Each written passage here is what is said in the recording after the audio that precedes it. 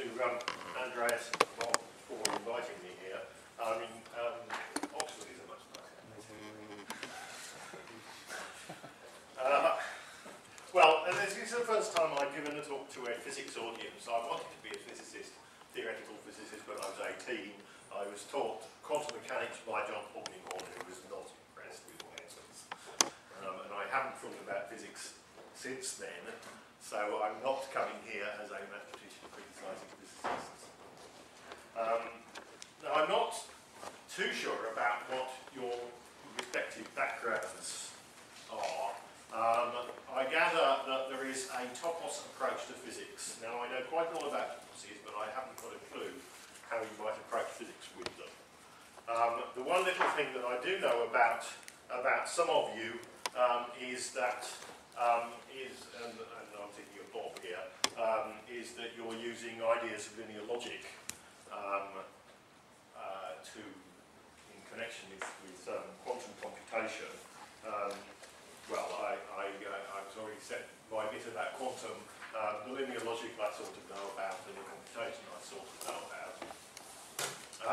Now, what's interesting about that aspect is that there is an extremely well established body of mathematics and of physics that I'm sure the practitioners would object to anybody coming in from the outside. But there are interesting things to do if somebody with a knowledge, with some ideas of computation comes in and looks at these axioms and says, well, some of the interesting things about them from a computational point of view are this and this and this, right? And we try and ignore the rest of it as much as possible.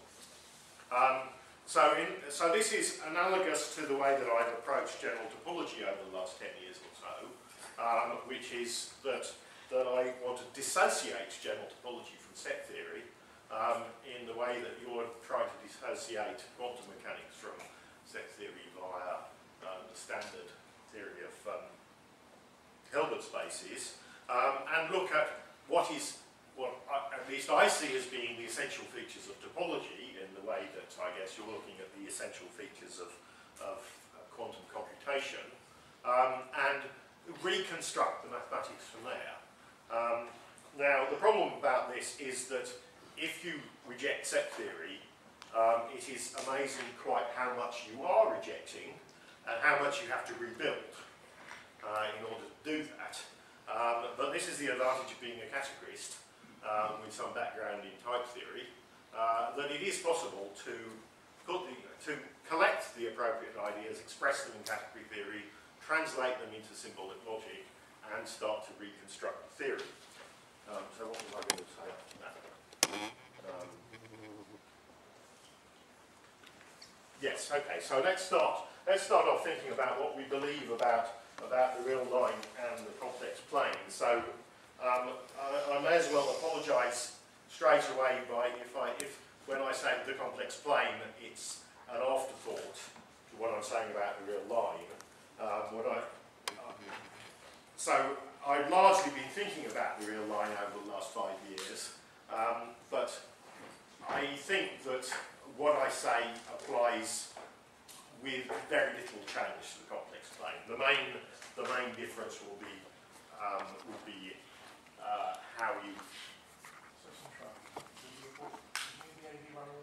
No, I think I'll do a Blackboard lecture for the moment. No, we'll get something in June break. We'll come back at about 12 o'clock. No problem. Okay, thanks. Thank you. So I think very little of what I want to say about the real line needs to be changed very much to switch to the complex plane. So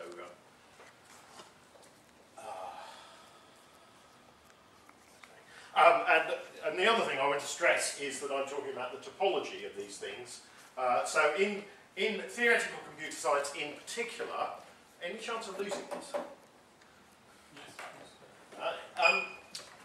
In theoretical computer science in particular, you will find lots of constructions of the real line, often based on bit streams and the like. And these are all very well for the arithmetic of the reals, but they don't actually take very much account of the topology. And that's the main thing I wanted to talk about to start with. So for my definition of a recursive real number,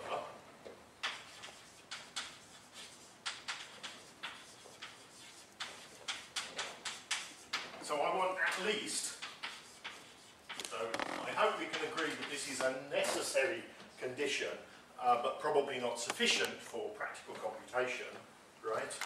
Given any rationals like that, sorry, there's a program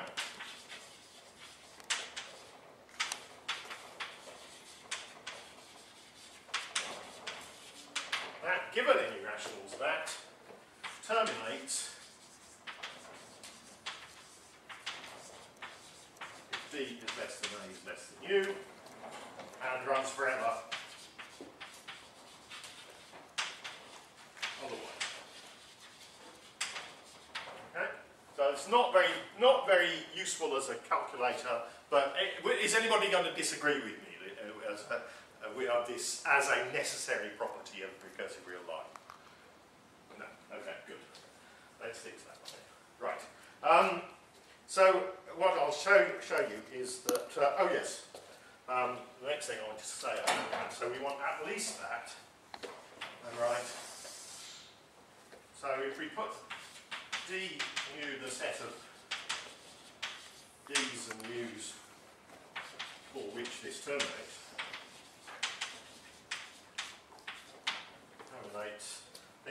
these are RE sets.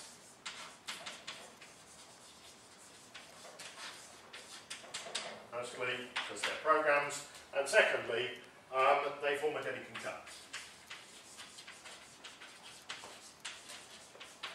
Right. So a Delica cut looks like, roughly speaking, like this. There's D. There's U, right, and these are closed downwards and upwards, and they almost touch in the sense that, well, to start with, they're disjoint, and secondly, if I pick any two real numbers, right, one less than the other, either the smaller one is in D or the larger one is in U. Right, that's what that's the definition. Okay, so they need to satisfy these properties, at least. Right. Now, what do we believe about RMC?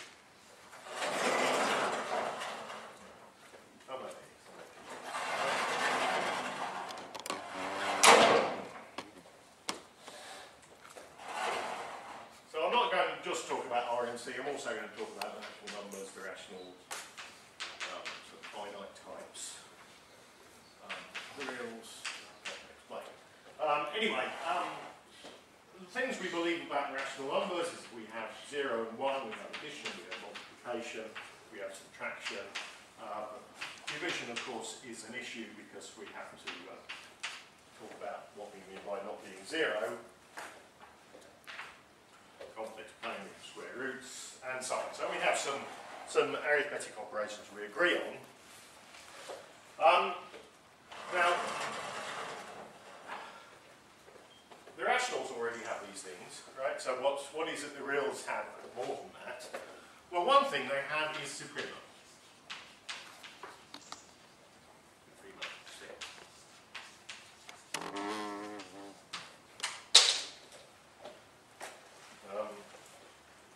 So the classical statement is that if we have a subset of the reals which is non-empty and bounded above, then it has at least upper bound.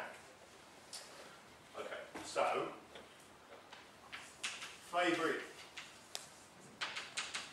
unsolved problem. Okay, so maybe you like number theory and you like the Goldbach conjecture. Is 2n expressible as a sum of two primes? Maybe you like logic. Is n a code of a proof that 0 equals 1? I've got that sort of way around. Let's have some sequence. Gn is 0, we believe, always.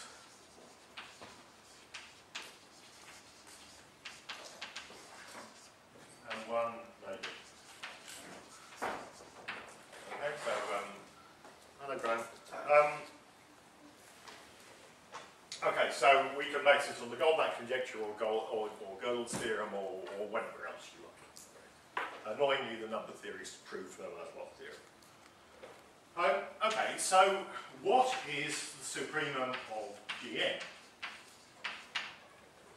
Okay, is it 0? Is it 1? Okay, well, if we come back and look at this definition, can it be a recursive real number? I mean, suppose that it's 0, right? So that means to say that if I put minus a half plus a half over here, right, then this one should terminate, right? But if it's 1 and I put minus a half and plus a half, then it doesn't terminate, right? That's what this definition says, right? So if it's 0, right, so either minus half plus a half, or half 3 halves, terminates. One or the other, not both of them. Right? Well, so we run this program on 2 instances of this program on these two input values, and one or other of them terminates, and that answers the question. Right? Okay. So this is. So then this answers the question, answers the unanswerable.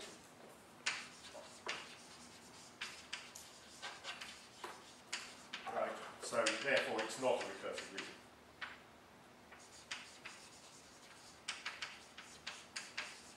Okay, now you'll find a lot of papers in the literature that say such and such a number that's a result of solving an equation or whatever it is not computable. Often these problems, like this one, right, this actually has a perfectly good value, right, so actually has a value in what I call the ascending reals. Ascending and lower reals.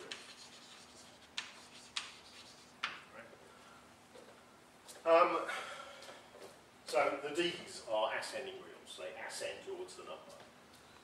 Right? And then minus a has a value in the descending reals. And the problem is that we have one or other of these things and we don't have both of them. Okay. So in our collection of types, we also want to add some more types. We want to add the ascending reals and the descending reals. And we find that lots of computations give values like this.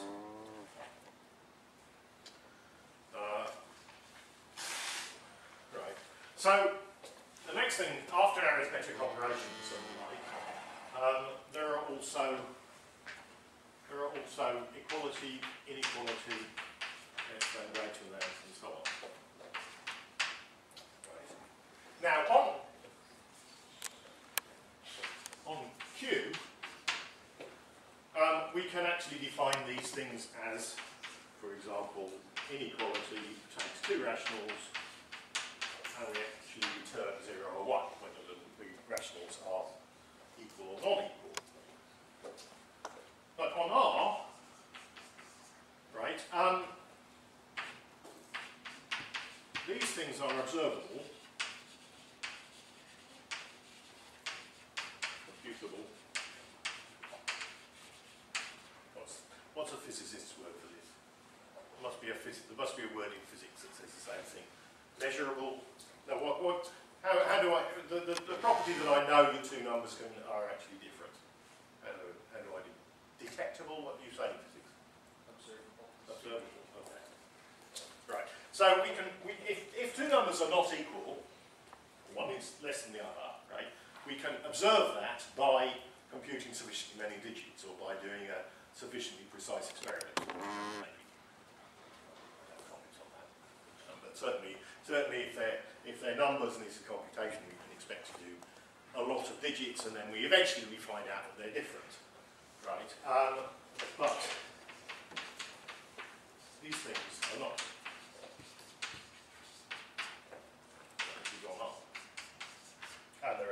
make similar comments about complex numbers.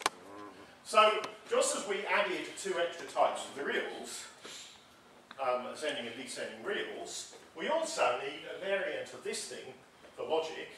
We need a type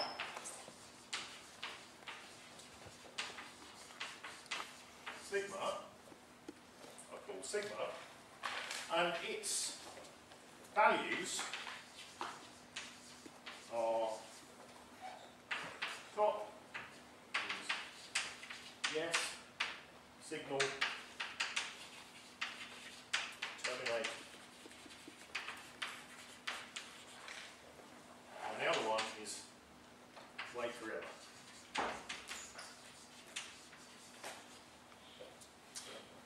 So it only has one definite value, right? So this is like unit in NL called void in C and Java. Okay. And this has an important property. What time did I stop? 10 past. What time do you want to finish? I suggest 50 minutes plus 10 minutes for question discussion, but basically it's an hour. So sigma is logic by considering, well, we've already got values on the bottom, by considering sequential processes we can do, and by considering parallel processes we can do, or if either signal comes in, we return a value. And we can also do an existential quantifier over natural numbers. Right? So we start off, one process today, another one tomorrow, another one on Saturday, another one on Sunday, and so on. And if one of these things terminates, then we get an answer, right? But not negation, implication, quantification over the natural numbers, because, well, Turing showed that you can't have a program that detects non-termination. Right. And the other thing about the logic is what we can do with functions like that. Right, so its inputs, so it can do various things, right? It can turn everything into bottom. In other words, it never does anything. Right? Whether it gets a signal or not, it never returns that. It can take a signal in, and when it gets it, it thinks about it for a little while, and then returns the signal. If it doesn't get the signal, it doesn't do it. Right? The identity. Or it doesn't care whether it gets a signal, it thinks and it returns the signal. Right? Irrespective of what it's in. So there are 3 possible.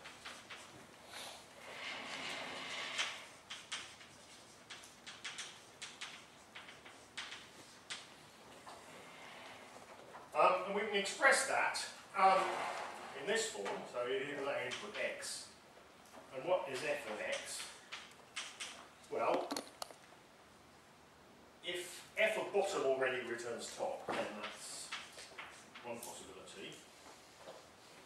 Right? If it doesn't, we're in these 2 cases, and these 2 cases are distinguished by copying the output. So we have x or top.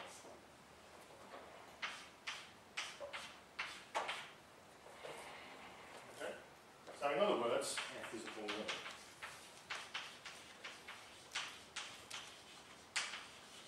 Okay, so those of you who work with Hilbert spaces and algebra all day, this is a pretty miserable kind of polynomial with only 2 terms, right?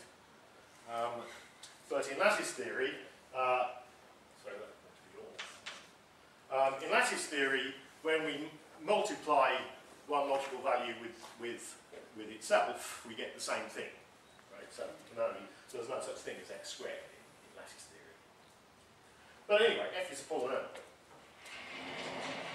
Okay, so this may sound rather uninspiring to you, but I've given you most of the axioms now. So I've said that sigma is not just a lattice, a distributed lattice with these things and an existential quantifier, but also we know something about its higher types, that any endo function of it is a polynomial. Now this equation here, maxim tremendous trite is what I put on my slide from Lewis Carroll. This principle is actually as important in topology as the distributed law is in arithmetic. So if you look at some of the papers that are on its webpage, especially the ones about analysis, you find that this principle, which is called the Poire principle,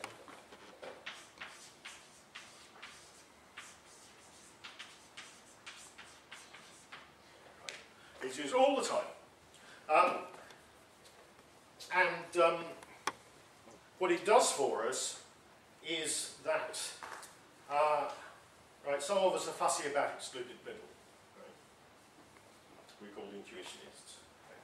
Now, if you do topology based on intuitionistic set theory, you'll find double negations all over the place. Right? Because not x is not the same thing as x itself. So there's an asymmetry between that's in there. It's rather ugly.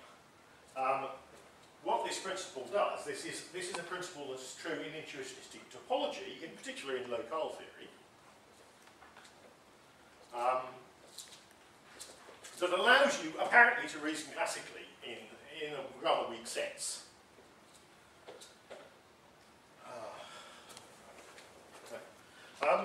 Right, now let's go back to the real numbers.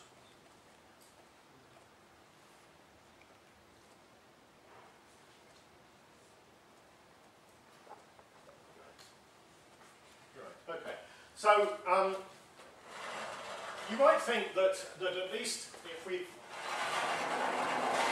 enriched our types with some of these things that classical logicians are too clumsy to classical mathematicians. I've got a quick question. So this is an additional principle on top of, say, in the locale you got a distributed law. But you got a distributed law in locale. Okay, let me mention locale theory briefly. Right. So locale theory. Do I need to explain what locale theory is? Locale theory is doing topology with the lattices and not the lattices of open sets and not ignoring the points altogether. So that means to say that when you look at a paper on locale theory, it's all lattice theory, and you never actually see any topological ideas at all. So this space here, which is topologically looks like this. One of the points is open, the other one's closed. Right? As a locale, this is it's the free frame as a frame. That's to say the relevant lattice. It's the free frame on one generator. So that means to say, if you think of the free ring on one generator is the polynomial ring. Similarly, the free frame on one generator is the frame of polynomials in the lattice operations. Right? And if you work this out, you find that there are the same. This principle holds in frames as well. Right? If you work strictly, cleanly, intuitionistically in frames, you'll find that this is true. Right? I'll give you the proof if you want to look at it. So what it means is that maps into sigma, right? Well, what can they do? Some of x goes up here, and some of x goes down there. So the open bit, there's an open bit of x that goes there, and there's a closed bit of x that goes to there. Yeah. So goes there, right? And these are inverse image diagrams. Right. Now the interesting thing about them is that, I mean, this continuous function determines these two subspaces, but conversely, either of these two subspaces determines the continuous function. There is only one function that does this, right? Even intuitionistically. Right? Well, this is not a classical thing. It's true intuitionistically. It's true in locale theory as well. So there are earlier manifestations of this principle that were noticed in low-cost theory before Wesley Poire came along, who noticed it in recursion theory, or before I came along and I started talking about it in terms of sub-object classifiers and topology. Right? So it looks a trivial piece of algebra. Actually, it does a lot of the work in topology, right? And it distinguishes between the untidy situation that you get in topology based on intuitionistic set theory, right? And well, something that looks like classical reasoning. Now, for somebody brought up with intuitionistic reasoning, right, it took a lot of effort to train myself to use this principle. I'm sorry I'm waving my hands there. It's not really easy to explain to you. Right, now, let me tell you something else that's about topology. That you may think we've got all the ingredients there, this nonsensical problem here all just required some new types, right? Likewise, this one-sided computation also required a new type. But there are other things that can go wrong if we start off with this set of recursive reals. Right. Well, the reason why it goes wrong is if you sort of mix up classical language and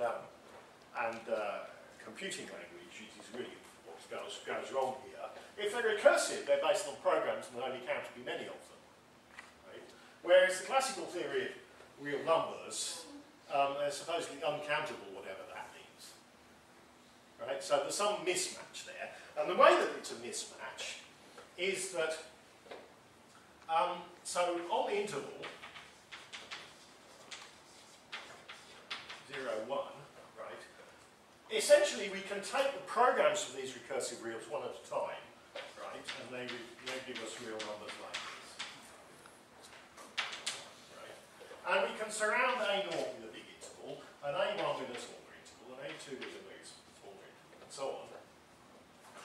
Right? So we can cover all of the recursive reals, right, with a sequence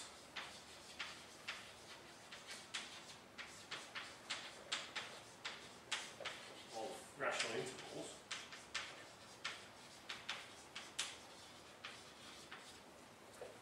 with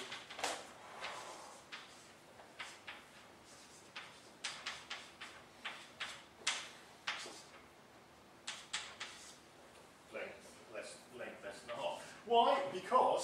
Essentially because we cover the first one with 1 length quarter, or whatever, and the next one with an eighth, and the next one with 16th, and so on, right? So they all add up to less than a half. So we've managed to cover the whole of the interval with too little stuff. Right? And, well, you can guess from this business of covering it with intervals that measure theory goes horribly wrong. Now, let me give you an example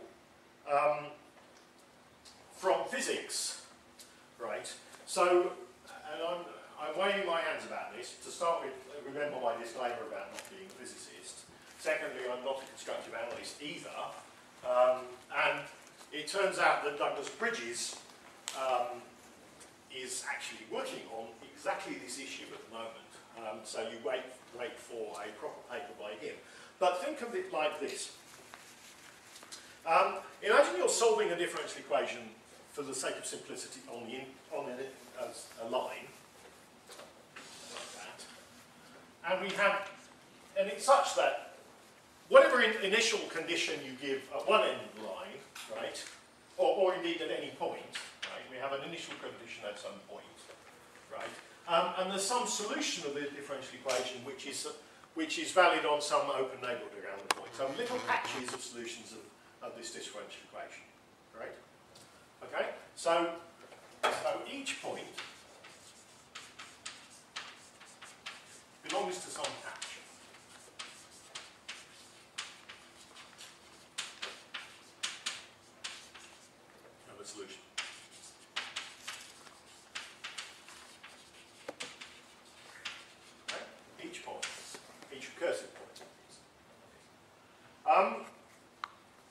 And we did actually expect these things to be in equivalence range, but that doesn't really matter.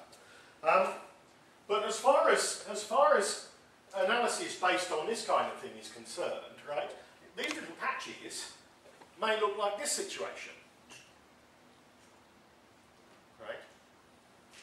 So we could have so many little patches that are all so small that at least according, and they cover each recursive real, right? But according to this version of analysis, it's not actually possible to go to have an initial condition at the beginning of the line, right, and cover it with finitely many patches that gets us to the end of the line. So, in principle, in this kind of analysis, which is known as Russian recursive analysis,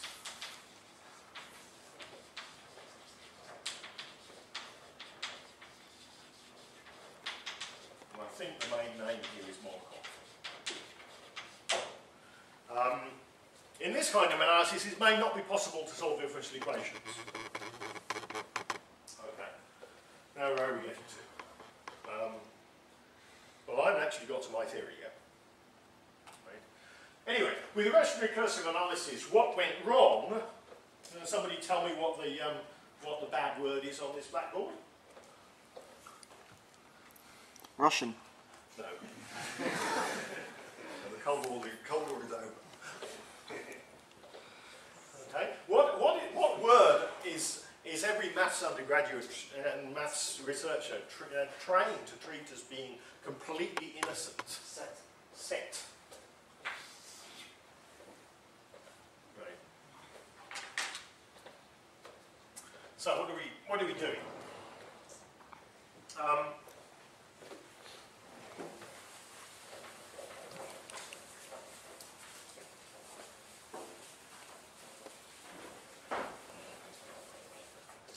So we can use some category theory. Set theory bad. Categories.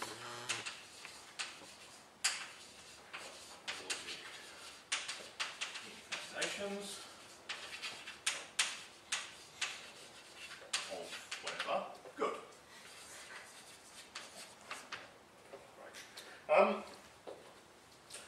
But to do this, what we have to do is to look at the classical situation and pick out the bits that we want to keep. So what we want to keep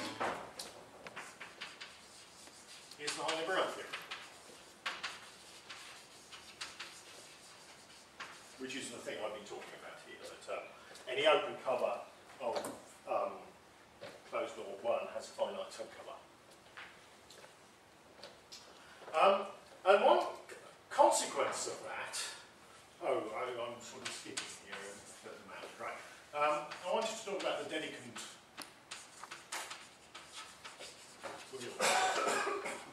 And this is the advantage of having some slides that actually give you the script. I'm sort of forgetting the script. Anyway, the Delica reals, a real number is given by 2 bits, which are 2 recursive subsets, RE subsets of the rationals, right? And with the Imperial theorem, we have an interesting additional method. So when we look at the topology on the reals, so that's an inclusion that way, and therefore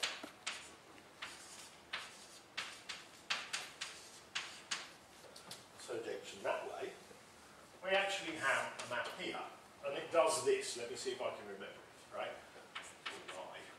I of an open set has got to be a predicate that takes delta is here and epsilon is there, and that's to exist. But the d and the u, the delta d is epsilon u. Right. So that means to say little d is in here and little u is over here, and I want these things to be that, and everything in the interval is contained in the interval. And Now, the bit that I missed out is how to talk about compact sets. So the point is that we can use a universal quantifier.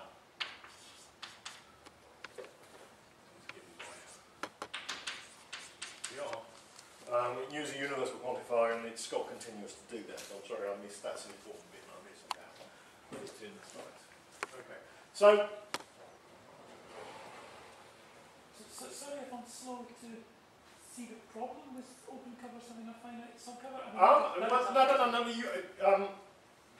Ian, you are in excellent company because greater mathematicians like me, such as Eric Bishop, such as the late Eric Bishop, and Douglas Bridges, agree with you. Well, right? This is no. There is an excellent book. I should have told you about it, right? Bishop's theory, which is what I started talking about, right? The book, the second version of the book was written by Bishop and Bridges. You will find it in the library here. I know because I looked at it a long time ago. And it is an excellent piece of mathematics because whereas a lot of other approaches to constructive mathematics dwell, as I'm afraid I've rather done, on the counterexamples, Bishop's approach is a can-do approach to analysis. Right? And it is quite amazing what he can do. Right? It's when you start to learn about this theory, you discover there is a great deal that is pushed under the carpet as well, right? Including the definition of a function on a non-compact set. Right? So the reciprocal function is quite difficult to define as being continuous, for example. Right? So, and Douglas assures me, and Douglas is a far better analyst than I am, he has a double career as a constructive and classical analyst, right? He assures me that large quantities of analysis have been reconstructed in Bishop's theory, right? So you are in good company if you believe that that's perfectly okay, right? But you are not in the company of classical mathematicians, right? And I suspect that you're not in the company of physicists. I'm guessing there. Right? Well, I really just meant that the... No, I know you did. I know. I've told you you are in good company and believe in that. Can I carry on? Do you mind if I carry on? Okay. Right, thank you. Okay.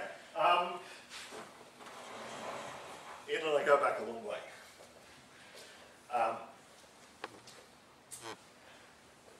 Right, okay, so what I'm getting to, and I'm beginning to run out of time now, and I'm beginning telling you the beginning of the theory, of my theory, is that the real line, and this is the reason why I stress topology in the title of the talk, the real line is not just a subset of these pairs of sets of rationals, right? But we also want to say something about the topology on the real line. And this here puts this in a form in which it's usable by a catalyst. Right? So this is what I call a sigma split subspace.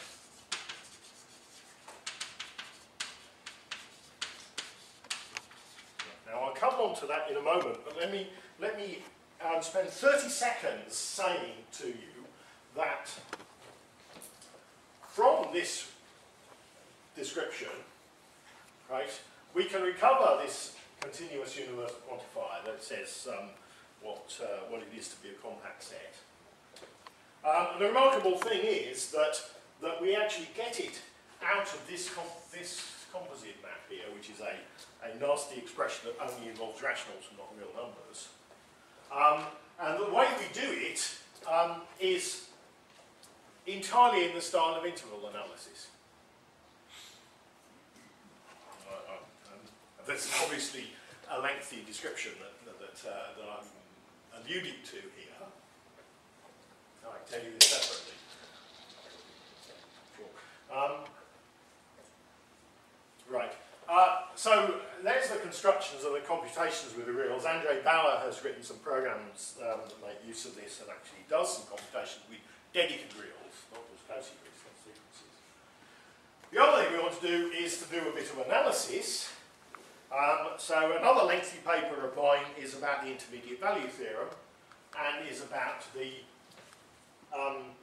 characterization of open subsets of the reals. So there's a classical theorem that an open subset of the reals is a countable union of disjoint intervals, and uniquely so. And with suitable reinterpretation of the words, that's something I can prove. So that's another waving my hands about 80-page papers. Let me get back to the category theory and get back to what I'm aiming for is how you might apply this to Hilbert spaces.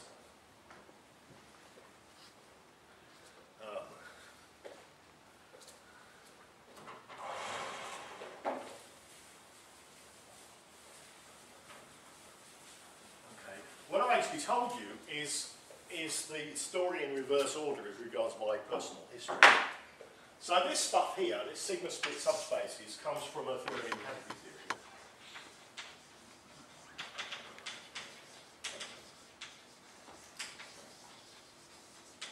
So some of you have heard of the word monad. So a monad is a way of describing an algebraic theory.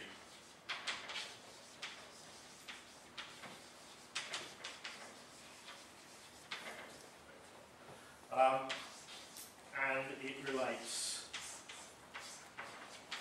categories of algebras to their categories of carriers, sets, space, or whatever. Right, so a monad is something that describes a category of algebras. This is a junction just starting from down here. And there's a theorem due to John Beck that he never wrote it himself, that characterises a monadic junction, and it says that you must reflect invertibility,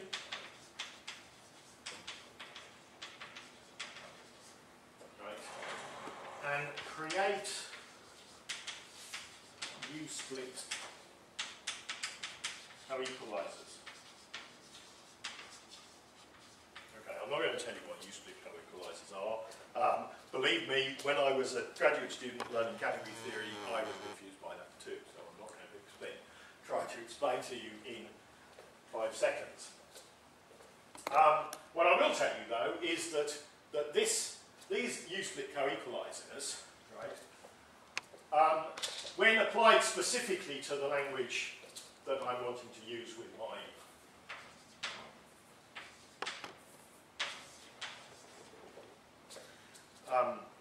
powers of sigma up here, is exactly this here. So in 1993, I said, what if we have a category with this property? And I had absolutely no idea about what you might do with that. And finally, come 2004, 10 years later, right, I was persuaded by Graham, amongst other people, more or less drag kicking and screaming, into applying this to analysis. And this is one of the examples of it. Right? So this was a solution in search of a problem. I told you the problem first and the solution afterwards. Okay. Now, right, let's do some speculation in physics, if Molly will allow me.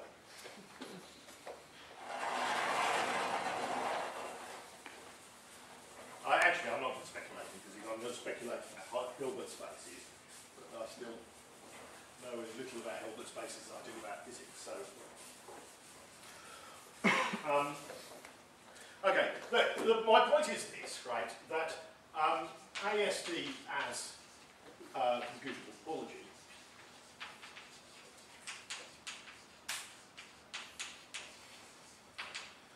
so it's the underlying category theory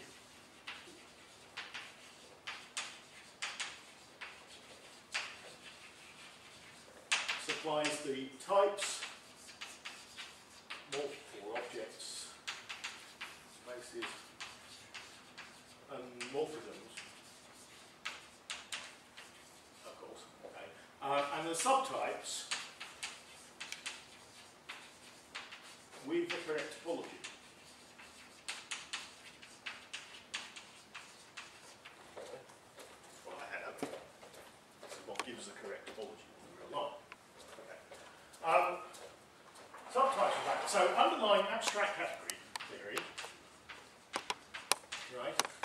we're using an object, sigma, with no special structure.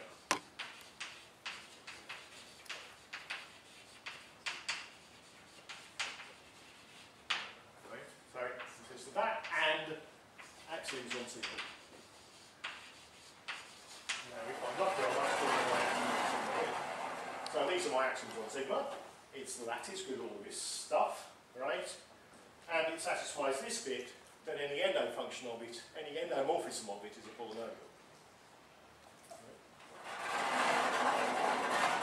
Algebraic structure.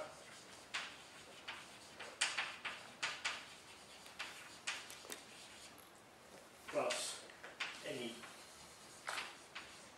endo is a polynomial.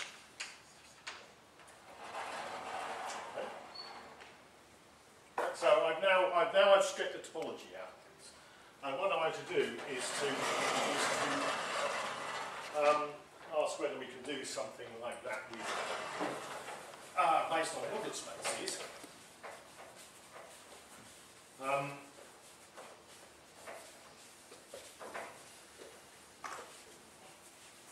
so it's not Hilbert spaces topology because Hilbert spaces are about linear things, and I'm talking about non-linear things, right? So we've got 8 Hilbert spaces.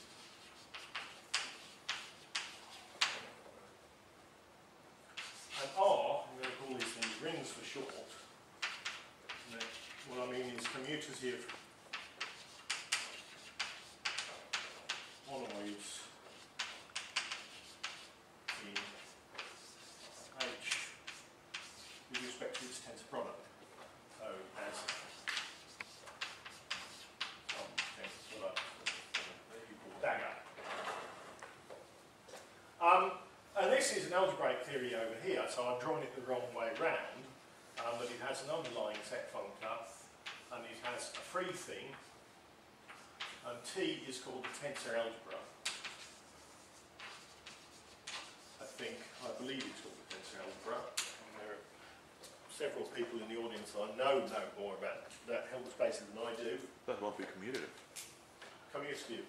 So it's symmetric tensor algebra. Oh, okay. Okay, so in terms of Dirac symbols, if we've got a basis indexed by the natural numbers on the Hilbert space, the basis of the tensor algebra is named by bags of numbers. So a bag is a set with repetition in which you might, which you don't care about permutation. Right?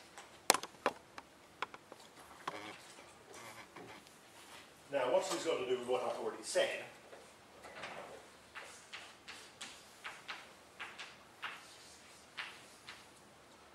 We have this dagger operation that interchanges those and is the identity on objects, I believe. And we're going to have R opt out here, and that's going to be my category S. And these are junctions turn the opposite way around, so they're that way. Now I need a good convention about it, and it's not going to work.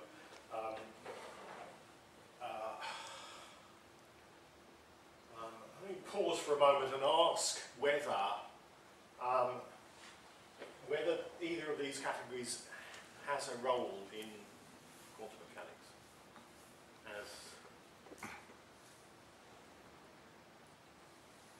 Yes. Who said that? Jamie. Right. Is there a fuller answer behind it? So the monad that induces on H is an important monad in quantum physics. Well, this monad, this thing here is called a cause in linear logic, and the comonad is called a cause, and the monad is called why not? According to Girard. Anyway, there's a monad and there's a comonad. Now, what I'm going to look at is I'm really interested in this category here, right?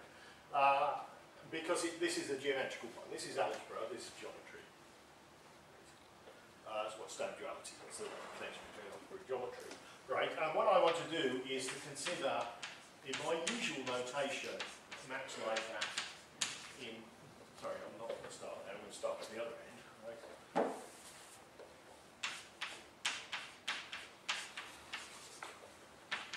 Yes, okay, well, I haven't actually told you what sigma is.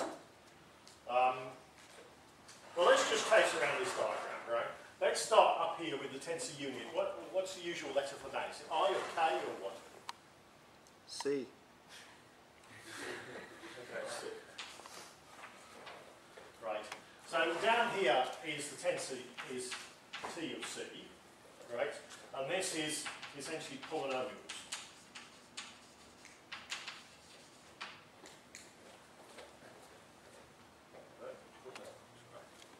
Now it's more complicated than sigma because my polynomials over here only have the constant term and the linear term, right? My polynomials here have higher terms as well. Polynomials here, and this thing over here is a geometric version of the base field. Right? This is going to be my sigma. Right, so this map in S is really a map in R. So it's, let's write that for the corresponding things in R, right? And it's a map from S, which is T times T applied to the tensor unit. And what's the thing that goes in here? Well, this is the product. So we want the co-product over here, and I'm going to be lazy here and just write tensor product for it. Because when I take this left adjoint here over the other side in R, what I get is this thing here, which is the tensor product over here. Right? And this is now in H. Right? And this corresponds to, let me see if I can get this the right way around, a map from Ux to U gamma. Right? Let's put a dagger on it to make it clear that this is being contravariant on that side. And that's still in H. Okay, are you following me? Is that right so far? Right? And now we have a right adjoint over on the right-hand side of an arrow in H. Right, so I can move it over here. I can do the tensor of this thing. Right, and that's in R. Right, and the same, that corresponds to this object here, something from gamma to this object. And since what I've done is to show that there's a bijective correspondence, natural bijective correspondence all the way along, I'm entitled to call that thing sigma to the x. So this is sigma to the x of R. Okay.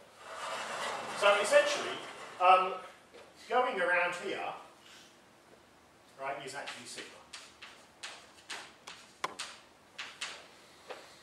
Actually that. And I think that it's better than this because I'm going to try and wrap up here.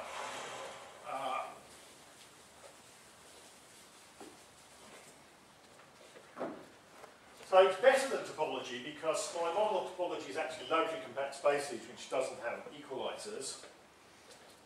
But S has equalizers. And powers of sigma.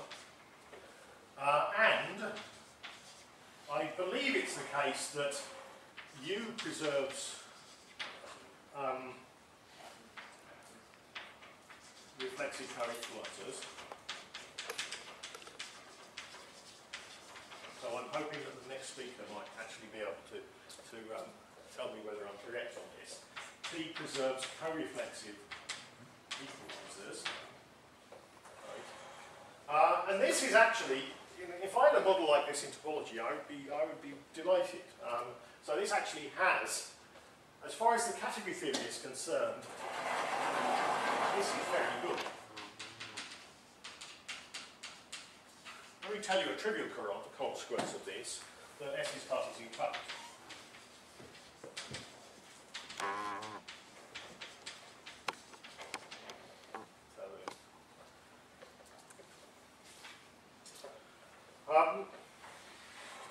So what do I propose here, right?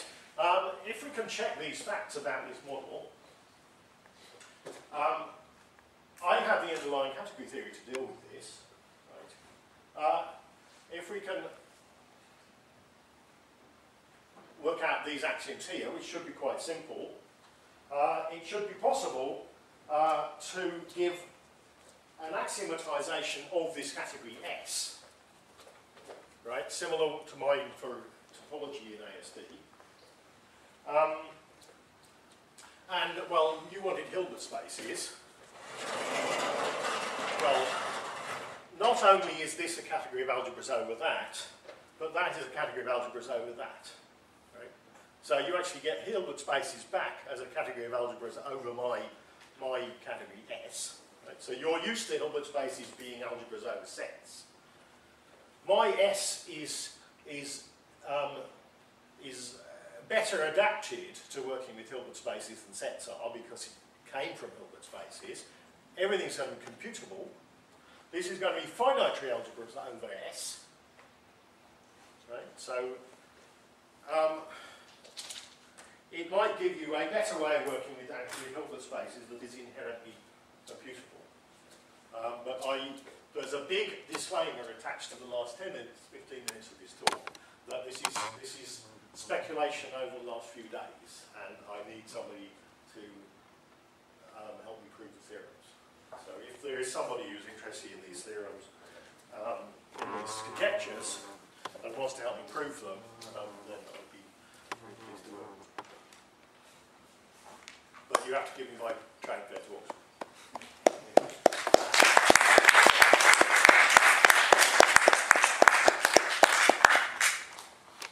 Other questions?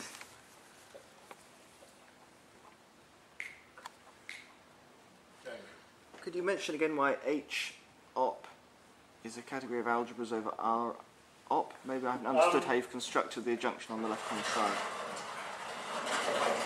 It depends on these, Right. on one or other of those things. It's another version of Beck's theorem. Right.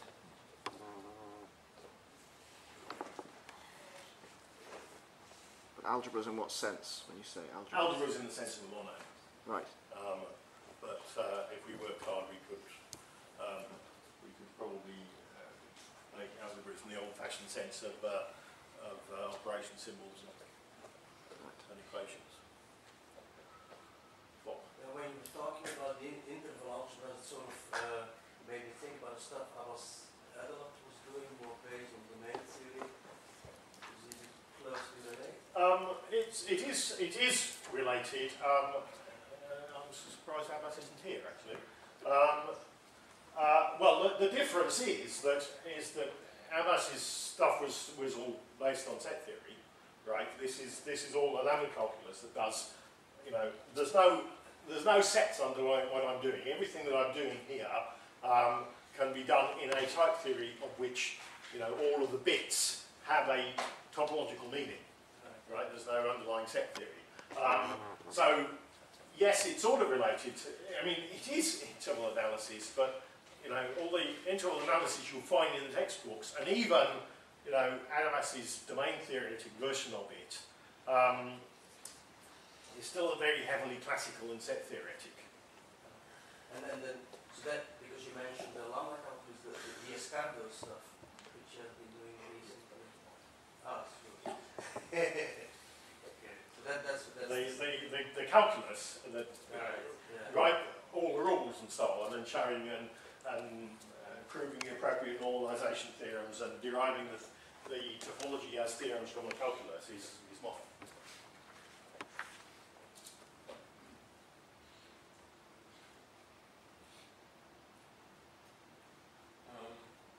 Say S is Cartesian closed. Any chance it's topos?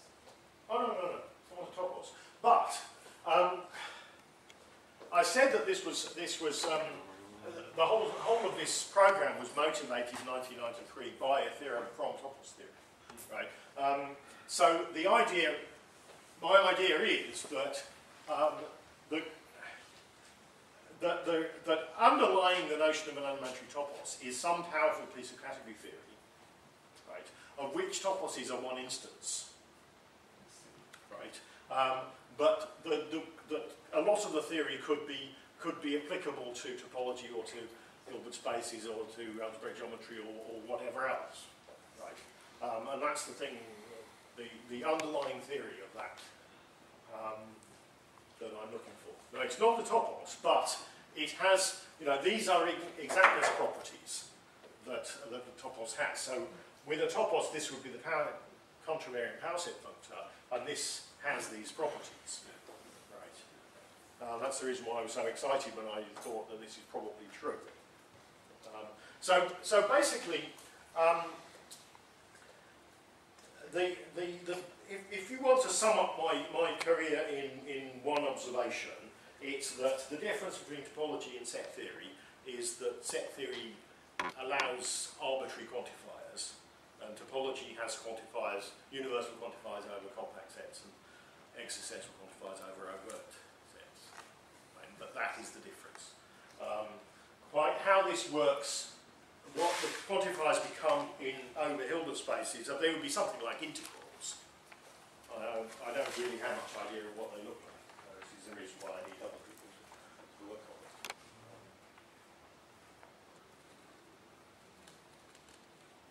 Okay, are there any further questions?